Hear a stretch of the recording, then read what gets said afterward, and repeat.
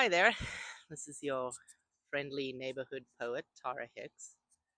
I made a couple of these short videos last week and several calls for more of the same sort. I'm back by Eric's garden. Quite peaceful here. Um, if you hear water in the background, it's because hubby has put in a little water feature that he's been constructing behind the camera. Why we didn't do any of this before we were moving so we could enjoy it the last 11 years, I don't know. Um, but I guess we're making up for lost time. So today I wanted to touch on another poet, a classic. And I know it's a cliche, Robert Frost. And I think that he may not have been the most exemplary man, but his poetry was exemplary. And I think that a lot of us poets or artists, we're flawed. We're human beings. We're flawed, and we write from our imagination, or we write from our experience or observation, and from listening to others. Probably the first real poem I ever memorized was for a fourth or fifth grade Eisteddfod, which is I don't know, a recital competition you do in South Africa. I think Mrs. Jeniston helped me to memorize it. I thought it was a pretty poem back then. Um, and I also thought that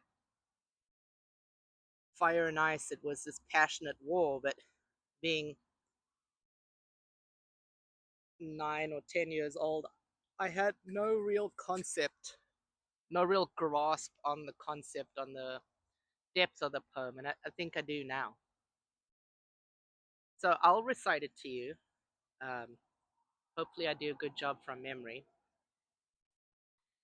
and then just give you my 2 cents on the word, on the matter.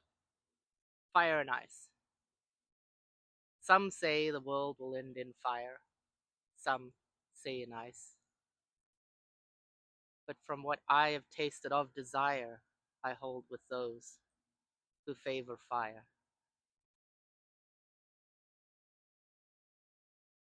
But if it had to perish twice, I think I know enough of ice, of hate, to say that for destruction ice is just as great and would suffice. And that's profound, because at that young age, I didn't know. I mean, my whole life was passion, right? When you're a kid, everything you do is passion with your whole heart. You meet a kid at the park and you run full body, hug into them or bump into them.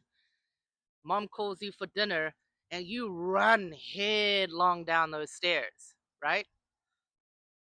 Your brother steals your favorite toy and you passionately plow into him with your fists. Maybe not everyone, please. Hopefully not everyone, but I was that kind of kid. But I didn't know much about hate. I knew about hate because I grew up in an era, the tail end of apartheid.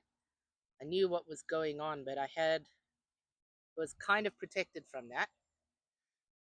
And now I'm in my 40s, and I've lived in South America, South Africa, up in Scandinavia, and now in North America. So basically 4 different continents.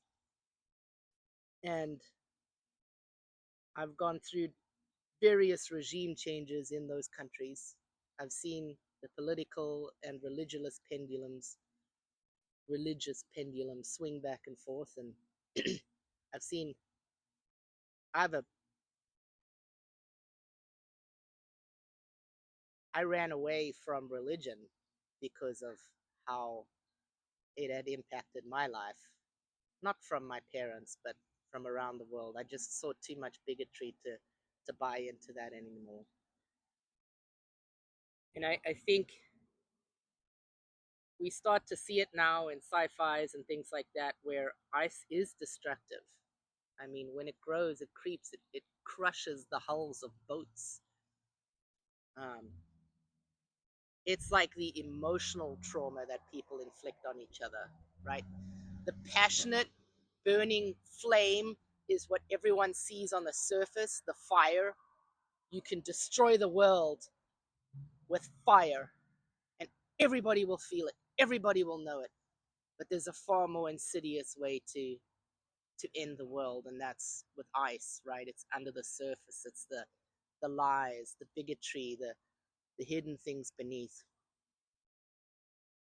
So Robert Frost for me was a way to learn about the world. And that small little poem that I butchered so badly, my apologies. Memory isn't my best thing. Um, I keep going back to that because my interpretation of that poem keeps changing over the decades. Anyways, that's enough of the heavy stuff for you. I hope you've enjoyed my interpretation of Fire and Ice, and uh, I'm sorry when I offend people with my views on religion. I do respect that people need something to turn to, and they find comfort in that. I will never fault you for finding comfort in that. I just I appreciate when people have good intentions for me and my family. I do. Um, so feel free to pray if you want for my soul. Um, I appreciate it. Thank you. Your friendly neighborhood poet, Tara Hicks, is signing out.